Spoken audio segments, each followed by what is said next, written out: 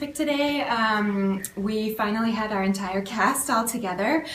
So we really went through each part of the piece to really be working on the fine details. So a lot of timing, a lot of moving from one moment to the other, and working a lot on our different lifts because it really changes what happens before and afterwards. Making sure we're getting there in time and working well together and making sure that those transitions look smooth.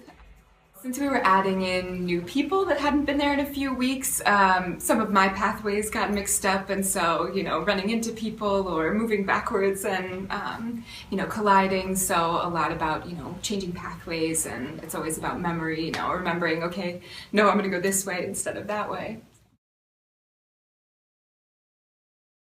In Weight of the World today, we're working on 2 new phrases, so one that starts running forwards and one that's running backwards.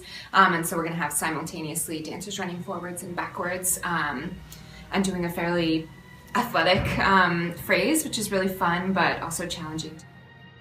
And then working on a slower section that's all together, and Sarah interacts individually with each of us through different parts. So we were working on a part where she seeks me out in the group and runs up and embraces me, and then I push her away slowly.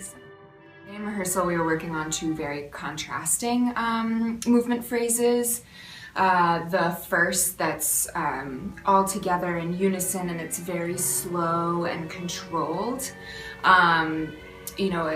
We're working with the music on very specific cues, and so as a group we need to be looking at each other and very aware of when we're initiating a new movement. And then the second phrase that has a lot of weight changes, so if you miss one step in there, it just becomes this whole jumbled mess.